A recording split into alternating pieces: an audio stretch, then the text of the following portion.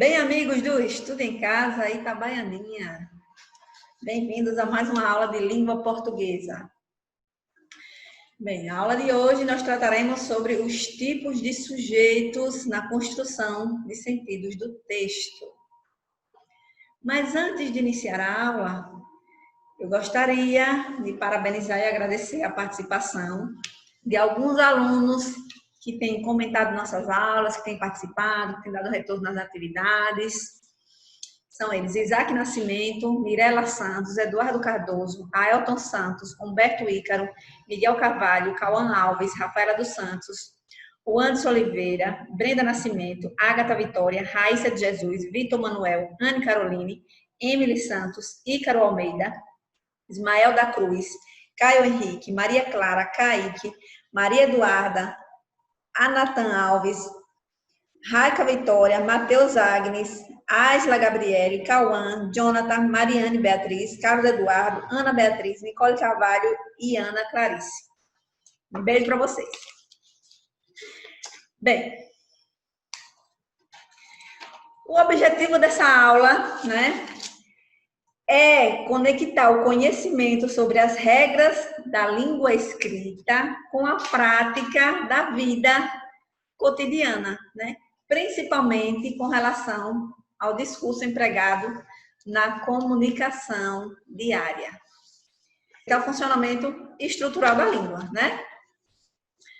Nesse sentido, nós iremos explorar sentenças do português brasileiro que são compostas pelos constituintes sujeito, verbo e complemento. Não necessariamente nessa ordem, Mas, por hora, nós nos debruçaremos sobre o sujeito. Tal estudo mostra a importância, pois possibilita desenvolver a habilidade de interpretar e construir sentenças, certo? Nós vamos iniciar fazendo a leitura desse texto. Então, eu peço que vocês prestem atenção, ok? Especialistas criticam gás em estádio da Copa. Presença de meia tonelada de gás armazenado no subsolo do estádio Moisés Mávida, em Durban, causa preocupação. De Levi Guimarães, enviado do INPE. Representantes da Associação Sul-Africana de Gás e Petróleo revelam estar preocupados com o armazenamento de cerca de meia tonelada de gases inflamáveis no subsolo do estádio Moisés Mávida, na cidade de Durban, a terceira maior entre as 9 sedes da Copa de 2010. A entidade afirma que uma explosão acidental nas atuais condições de armazenamento poderia provocar a destruição de todo um lado do estádio. Por isso, a recomendação é de que os botijões de gás fossem mantidos em uma área externa e não no interior da arena. Não estou satisfeito com o local em que o gás está, mas nós não fomos realmente ouvidos a respeito. Preferíamos que o gás ficasse fora, em uma área aberta, ventilada e segura, sem acesso ao público. É assim que funciona normalmente em locais com circulação de grandes massas, como shopping centers. Afinal, o especialista em instalações Bob Dylan. Outra alternativa seria uma armazenagem subterrânea, mas ainda assim bem ventilada e com estrutura anti-incêndio. Mas atualmente o gás no estado está separado das arquibancadas apenas por uma camada de concreto. Se um tubo explodir, será um acidente infeliz. Mas se 2 explodirem, pode destruir parte das arquibancadas. Completou. A principal reclamação da associação é de que o corpo de bombeiro local teria ignorado o alerta, além de ter aprovado as instalações sem exigir o cumprimento das normas nacionais de segurança. Lange admite que, tecnicamente, é uma instalação legal, mas lamenta não ter obtido uma resposta à carta que mandou para os bombeiros, expondo a preocupação. Contudo, o gerente do distrito de Etaquin, onde fica a cidade de Durban, Michael Sutcliffe, garante que as instalações de armazenamento do gás, que servirá para abastecer cozinhas e restaurantes no estádio, não traz qualquer ameaça ao público. Essas instalações são similares àquelas que encontraríamos em qualquer shopping center. A única diferença é que nossas instalações são ainda mais seguras. Elas, inclusive, excedem os padrões nacionais para a prevenção de acidentes, diz Sutcliffe. Ele ainda citou a avaliação de uma consultoria externa. segundo a qual, mesmo no caso de explosão, não haveria qualquer perigo de desabamento das arquibancadas. A área de armazenamento, segundo essa análise, é ventilada o suficiente para impedir que seja criada a pressão necessária para causar um dano estrutural. Então, qual é o assunto tratado nesse texto? Qual é a finalidade comunicativa dele? Qual é o objetivo desse texto? E que gênero textual é esse? Quem poderia me dizer? Aguardo nos comentários, certo? Bem, eu separei algumas frases, né, do texto para que vocês identifiquem, né, nessas frases os verbos. Na primeira, especialistas criticam gás em estádio da Copa. Qual é o verbo desta oração? Muito bem, criticam. Da segunda, mas atualmente o gás no estádio está separado das arquibancadas apenas por uma camada de concreto. E nesta oração, nós temos ação. Qual é o verbo? Nós temos um verbo de estado, né? Que é o verbo estar. O gerente do distrito de Etoquim, Michael Sutcliffe, garante que as instalações de armazenamento do gás não traz qualquer ameaça ao público. Qual é o verbo? Garante, né? Bem, que palavras nessas orações representam os agentes desses verbos que nós identificamos? E esses agentes, se eles fossem suprimidos, se eles não aparecessem nas orações, né, se eles fossem apagados, as orações teriam sentido? Por quê? Bem, alguns verbos, eles necessitam de um ser ou algo que realize a ação expressa, né? Esse ser ou esse algo é chamado de sujeito. Muito bem. Ah, garoto esperto. Então, podemos defini-lo como o elemento a que a informação se refere. Qual é a primeira informação da primeira oração? Criticam gás em estádio da Copa, né? A quem essa informação se refere? A especialistas, né? Então, são os especialistas que criticam. Qual é o sujeito? Especialistas. Atualmente, o gás no estádio está separado das arquibancadas apenas por uma camada de concreto, né? O que é que está, o gás está separado das arquibancadas por uma camada de concreto. O que é que está separado das arquibancadas? O gás, né? Nós não temos uma ação praticada, né? Mas nós temos um ser a qual a informação se refere. Né? Que ser é esse? O gás, né? Então, não necessariamente o sujeito ele vai ser uma pessoa, né? Ele pode ser um objeto, uma coisa, certo? E na última oração, o gerente do distrito, Michael, garante que as instalações do gás não traz qualquer ameaça. A informação que nós temos é que as instalações não trazem ameaça, né? E o verbo é garante. Agora, quem garante isso? A quem essa informação se refere? Ao gerente, Michael, que é o sujeito da oração. Agora vocês observem nesta canção alguns versos que eu destaquei, certo? O primeiro, percebo que o tempo já não passa.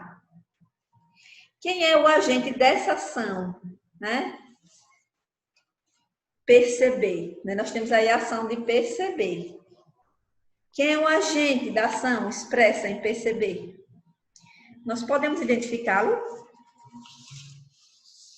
Como é possível reconhecer esse agente?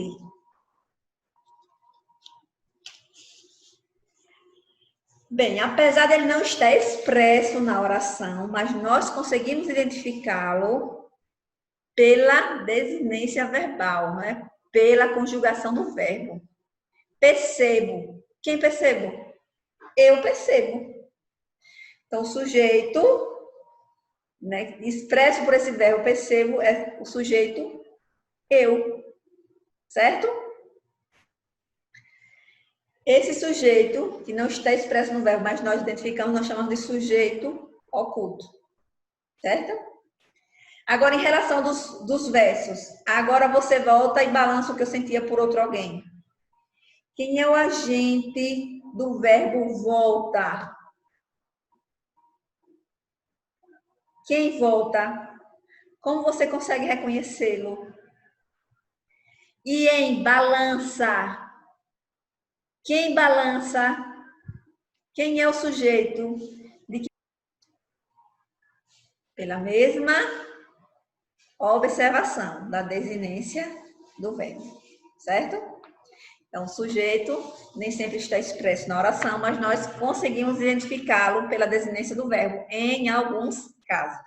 Vamos observar? Presta atenção agora nos versos. Amanheceu, peguei a viola, né? E nos versos, anoiteceu e voltei para casa, certo? Nós temos aí os verbos amanheceu e os verbos anoiteceu. Quem são os agentes desses verbos? É necessário um sujeito para realizar essas ações verbais? Bem, nós sabemos, né, que esses verbos não necessitam de um sujeito, certo? Para que a ação seja realizada. Por quê?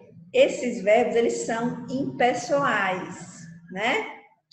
E a oração, nesse caso, é chamada de oração sem sujeito. Por quê? Elas representam um fenômeno da natureza. Então, não há um ser que pratique essa ação, certo? Então, nós dizemos que a oração é sem sujeito ou que o sujeito é inexistente, certo? Oração sem sujeito ou sujeito inexistente. Próximo exemplo. Diz que fui por aí. Quem conhece essa música? É tão doce essa música, né, gente? Bem, o eu lírico, que é a voz do poema, que expressa seus sentimentos e emoções, suas visões de mundo a partir do poema. Esse eu lírico, ele é um artista popular, certo? É como se fosse o narrador do texto em prosa, né? Mas no poema é eu lírico. E qual é a atitude do eu lírico em relação às pessoas que de alguma forma tentam se aproximar dele? O que é que ele diz? Vamos comparar os trechos, olha. Se alguém perguntar por mim, diz que fui por aí. Se quiser saber se volto, diga que sim. Então, observem os verbos perguntar e quiserem. Como estão conjugados esses verbos? Em que pessoas estão conjugados? Quiserem. Quem quiserem, pela terminação verbal, nós conseguimos identificar, né? Quiserem se refere à terceira pessoa do plural, que são eles, né? Se eles quiserem, certo? Então, há no texto alguma referência a quem seja essas pessoas, quem são eles. É possível reconhecê-los pelo contexto? Quem são eles? Não. Então, o emprego desses verbos nessa situação, ele não é determinado, né? O sujeito não é determinado, certo? Se ele não é determinado, é possível que a gente consiga classificar de uma maneira geral. Nós podemos afirmar se o sujeito do verbo perguntar ele é definido. Por quê? Bem, o sujeito do verbo perguntar ele não é definido, né? Por quê? Porque ele se aplica a qualquer pessoa, né? A qualquer um que perguntar. Nós não temos um referente no texto, né? Ele não disse quem são essas pessoas que perguntarem por ele. Qualquer um que perguntar. Então, nós não podemos definir quem são os sujeitos dessa ação, certo? Então, nós dizemos que o sujeito ele é indeterminado. Então, vocês observem que o uso desses tipos de sujeito na construção do texto, né? O uso do sujeito determinado, ele define a ação. E como o uso do sujeito indeterminado indefine a ação expressa. Em alguns contextos, né, como por exemplo, um texto de fofoca, né, o uso desse sujeito indeterminado, ele é proposital, né?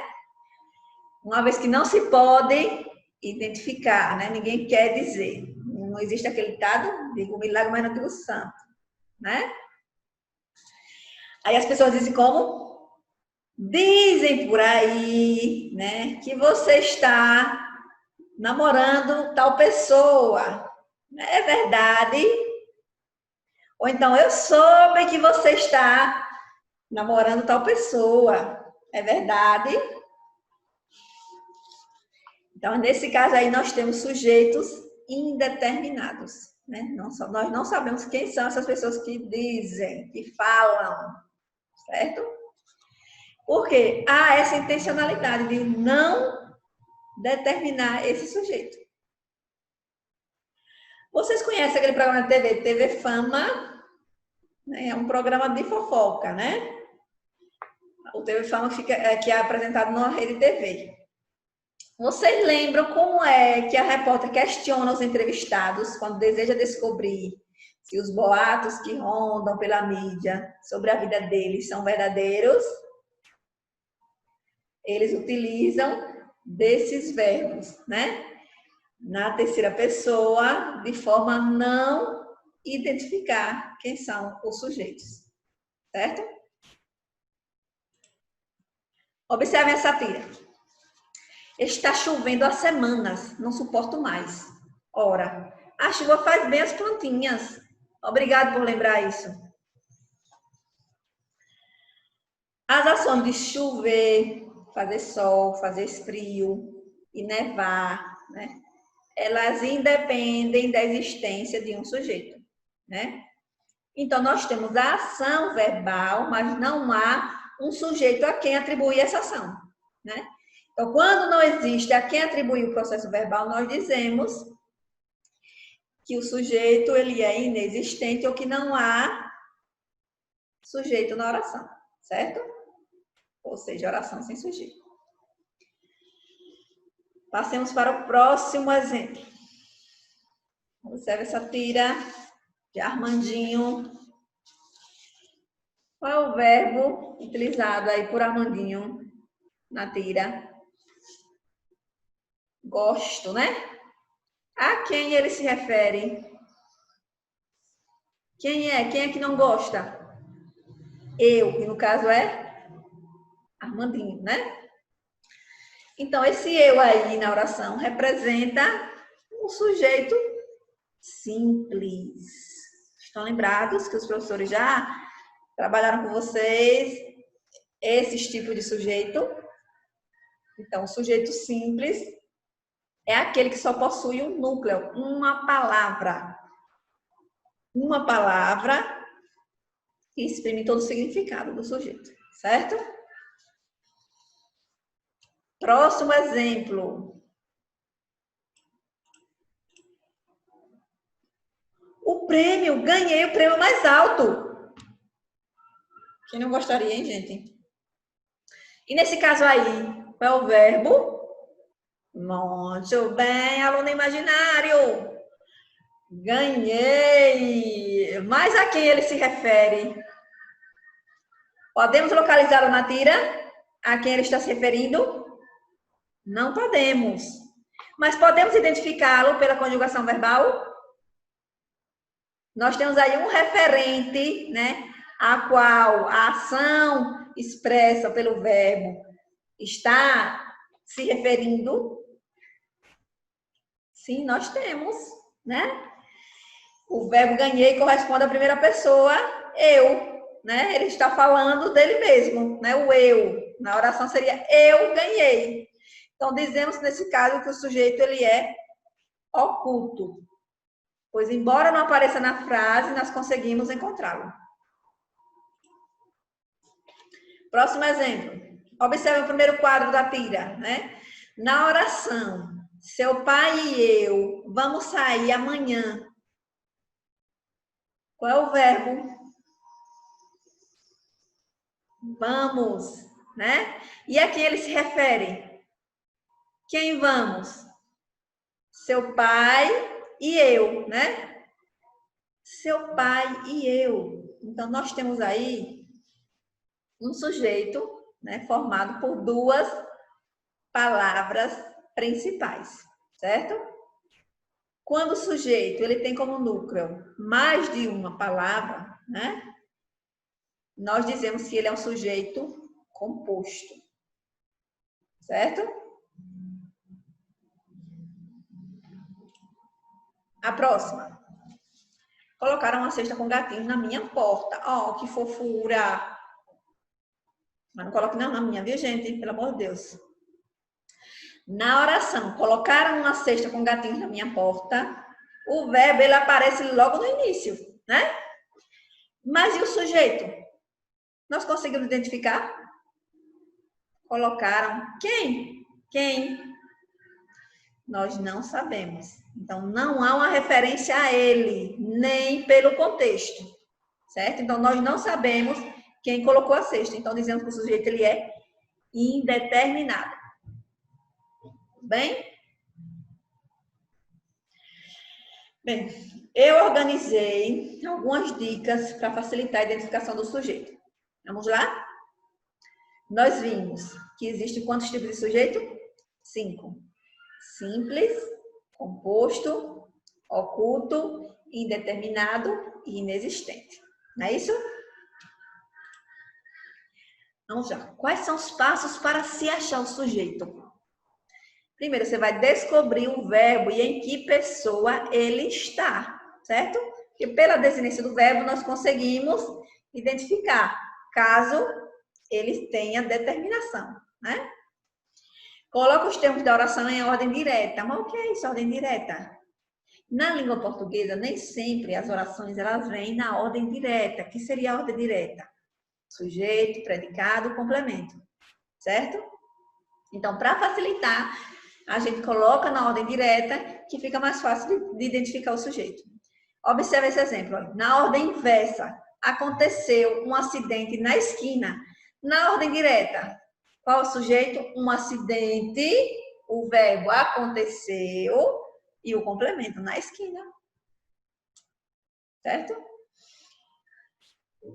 E identifique o sujeito, né? O que sobra da oração é o quê?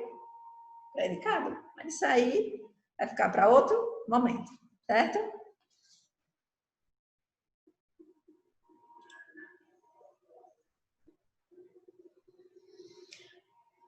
Bem, anteriormente você estudou que o sujeito é o termo da oração a que o verbo se refere, não é?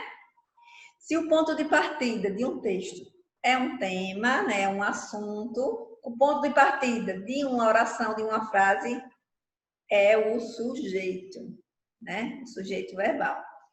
Então, na língua portuguesa, é comum haver entre sujeito e verbo a relação de concordância, certo? O sujeito ele tem que concordar com o verbo, né? E é comum também o sujeito aparecer antes do verbo. Observe. Olha, o sujeito ele pode aparecer no começo, no meio ou no fim da oração.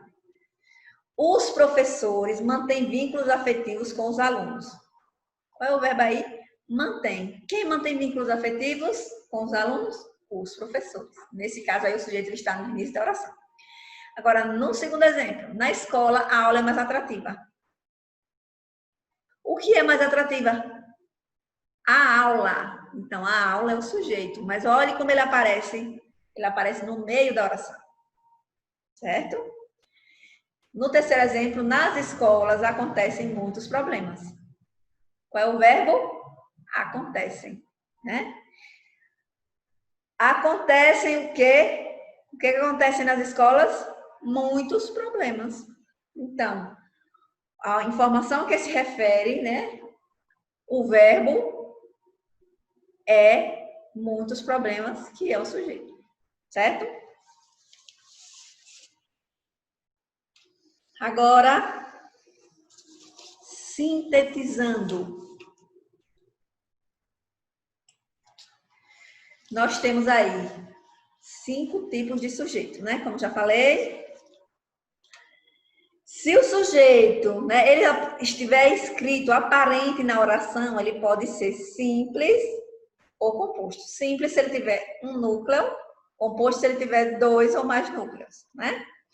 Se o sujeito não estiver escrito na oração, ele pode ser oculto, que é identificável pela desinência verbal, apesar dele não estar na oração, a gente consegue identificar. Ele pode ser indeterminado, certo? Por que ele é indeterminado? Porque ele não traz um referente, nem a partir do contexto em que essa oração está inserida. Bem? E o sujeito inexistente, né, que ocorre com verbos impessoais. O que são verbos impessoais? É que não conseguimos conjugar, certo? Amanheceu, a gente conjuga? Não. Choveu? Não. Tudo bem? Chegamos a mais um fim de uma aula. Espero que tenham gostado. Comentem. E mais uma vez deixarei o link de uma atividade. Vocês darão o retorno, né? Lá na atividade, vocês têm a possibilidade de reforçar o conhecimento, de comentar sobre a aula, de fazer algum pedido, tudo bem? Bem, deem like, comentem, se inscrevam no canal, porque isso é muito importante para que outras pessoas também possam ter visibilidade das aulas e possam também aprender junto com vocês, certo? Foi muito bom estar com vocês. Até a próxima aula. Fiquem em casa e um cheiro no coração.